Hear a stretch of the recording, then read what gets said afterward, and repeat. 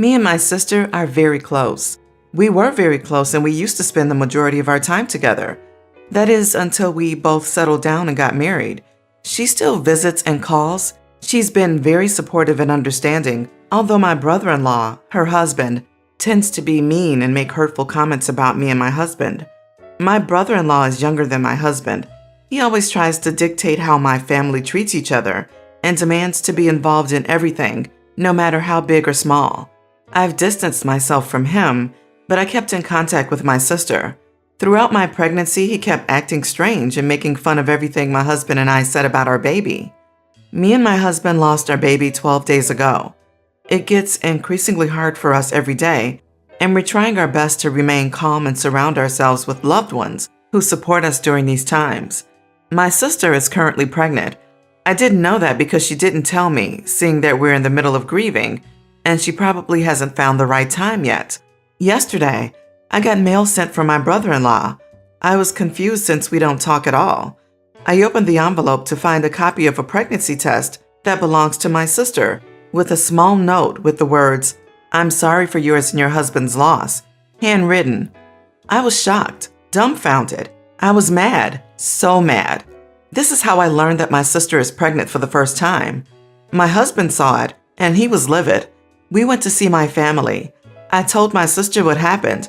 She was upset, but immediately left the house. My mother, father, and older sister were sitting with us, and they argued with me, saying I shouldn't have told my sister because I might have just caused a huge issue, and I should have just thrown the mail away and ignored him.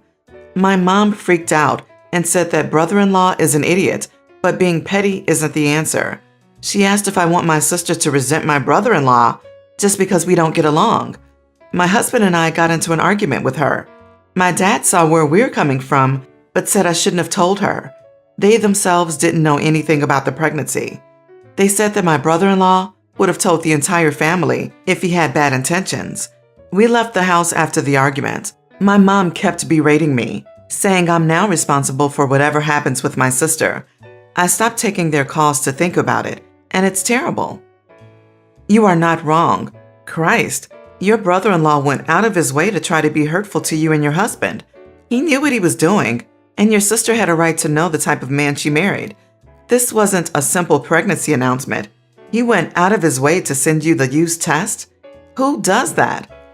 OMG. Firstly, I'm deeply sorry for your loss. I hope for peace one day for yourself and husband. Secondly, your brother-in-law is a malicious moron. I see nothing wrong with confronting your sister over this.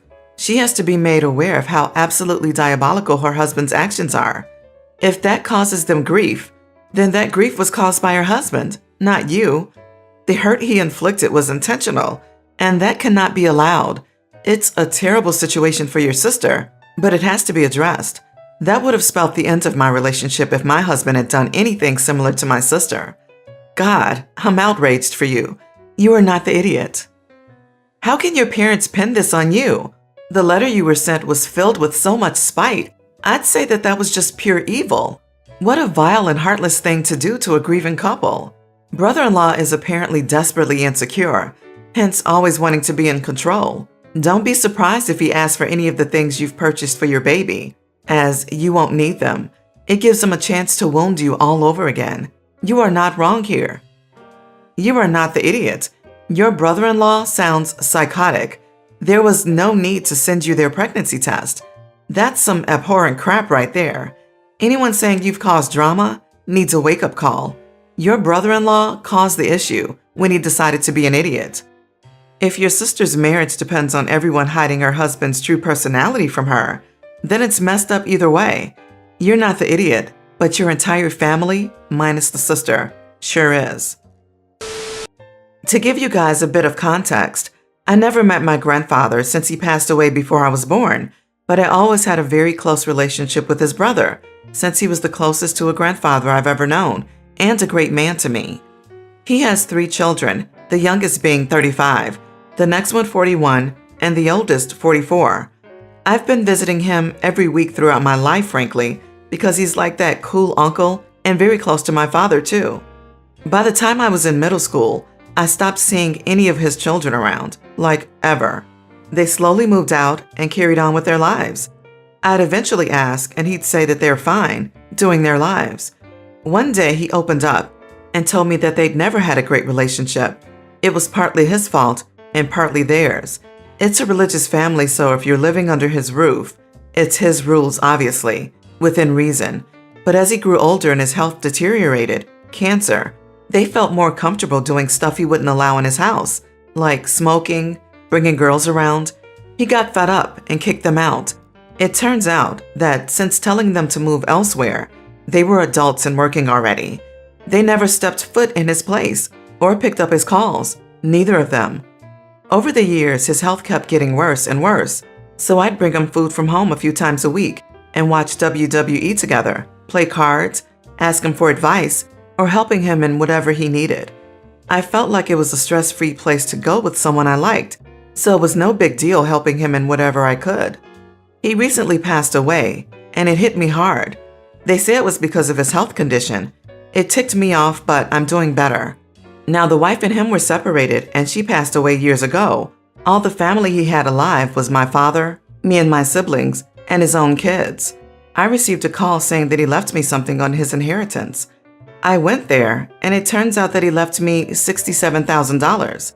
I lost breath for a second, since I never in a million years would have thought about a will or inheritance from him to me, or that he even had that kind of money. He left the rest of his assets/cash from the bank to some of my siblings and parents, gave some to charity, some to friends, but nothing to his children, zero. He didn't have a vast amount of wealth, humble life, low expenses, so it caught me off guard when I found out that most of his inheritance was for me alone. The children found out, obviously, and they aren't happy. They say they deserve that money and not me, so I should give it to them.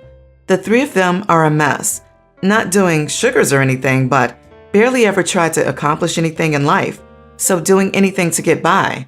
I'm 25 now and make a cool amount of money, not a lot, but I live very comfortably.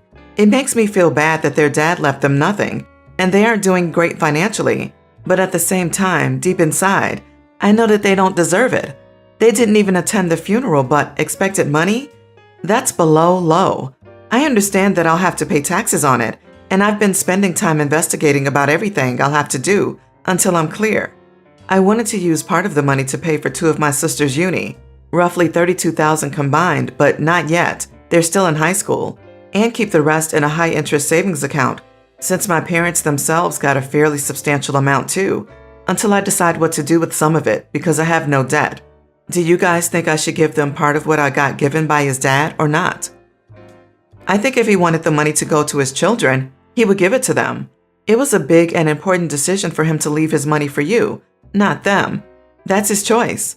You were there by his side when no one was, so giving you his inheritance is him saying, thank you. Do you think he wants his money to end up in the hands of the people who abandoned him?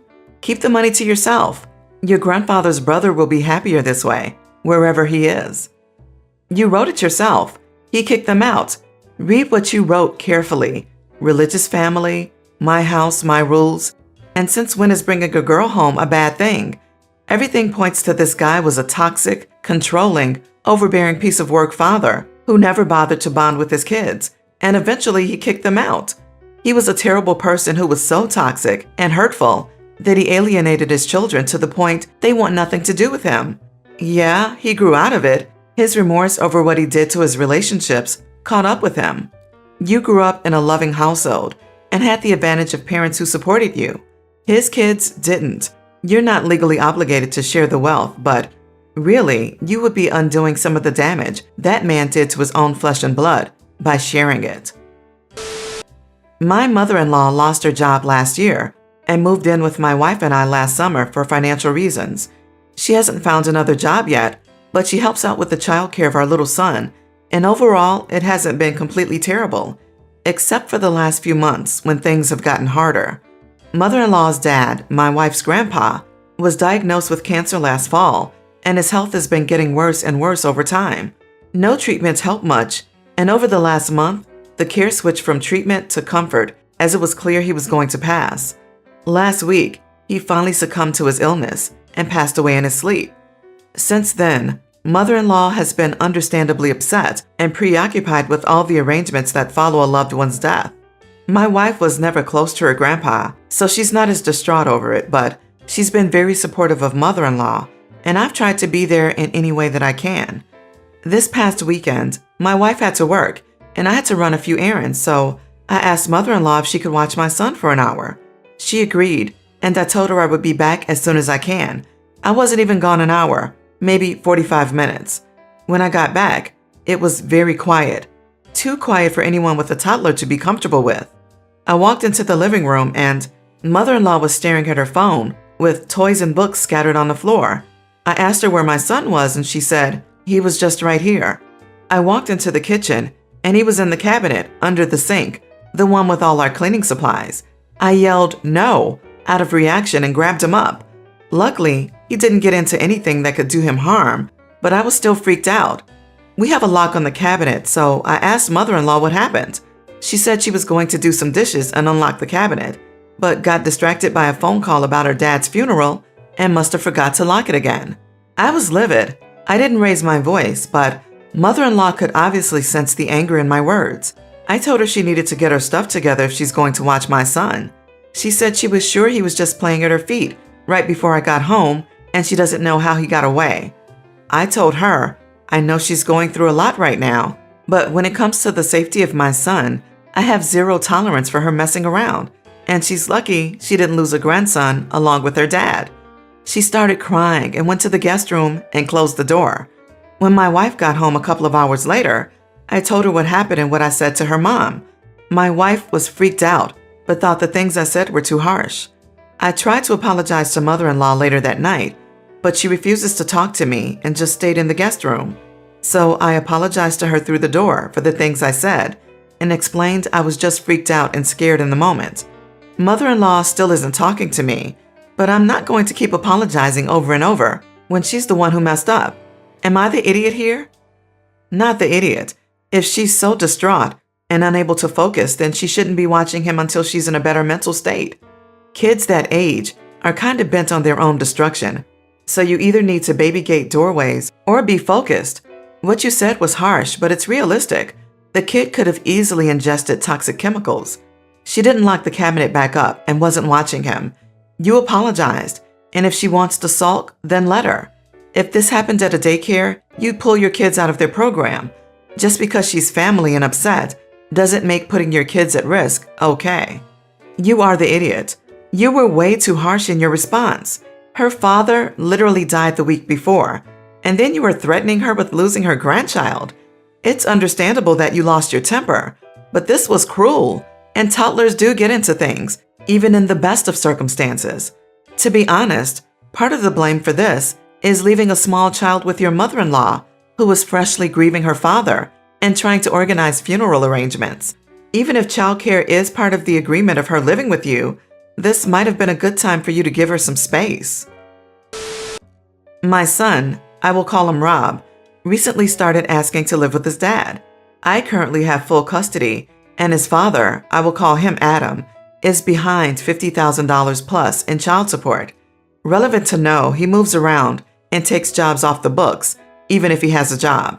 I, 30 female, have a steady job, a house where he has his own room, live within a great school district, and provided solely for him his entire life. Adam and I split when son was a baby, and he made communicating hard. He denied he was his son and wanted a DNA test. Spoiler, Rob was his. Adam was deplorable towards me and blamed me for all the terrible things in his life. It got to the point where I had to get a restraining order. I knew Rob deserved a relationship with Adam, despite how he treated me. I knew he wouldn't hurt him or mistreat him. Unfortunately, it was open season for me, so Rob got an earful of horrible words about his mother. I never once said a terrible thing about Adam and wouldn't let anyone around us say anything if Rob was around. I let them spend time together and build a relationship. I can't communicate with Adam, so I go through a family member for pickup and drop-offs. I've tried to go through him, but he doesn't allow it. Recently, Rob has gotten into gaming and he plays with Adam, and I think that's where this all started. Also, my husband and I recently had a baby. Now, back to Adam. He doesn't have a steady job, lives with his mom, recently got a DUI in possession, lives in a not-so-good school district, and has no car. If he were to live there, he wouldn't have his own room and wouldn't be able to do some of the extracurricular activities he does when he's with me. So Rob asked me if he could live with his dad. I was upset, but took some time before I responded because I didn't want to let my emotions make my response sour. I asked why, and he couldn't give me an answer. When I was able to talk to him about it, I told him simply that, unfortunately, that couldn't happen. I didn't go into too many details. I'm not sure how much I should tell him at his age, and I didn't want him to get more upset with me. He's asked a few times, and I tell him the same thing. Am I the idiot for not talking to him more about staying with his dad and just shutting it down? Has Rob actually asked his dad about this? I mean, it sounds like there isn't even a bedroom for him at Grandma's house. And it's not like this dude has stepped up financially or practically speaking. Would he actually want his son there full time? You're not the idiot here, but maybe try to play it smarter than this. Maybe call the ex's bluff a little. I hear that this is something you really want. How about you chat to your dad about it? He may get rejected, but it would show him more about who his dad really is. Against the crowd, probably. But with this question, the answer is, you are the idiot. Your son is no more a kid. He deserves more than a kind of, I am your mother, I know better what is good for you. Explain to him why it is not good for him to live with his bio dad.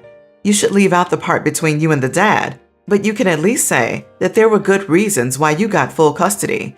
And if the bio dad would want to get him back, he should make some steps in his life and then call the lawyers.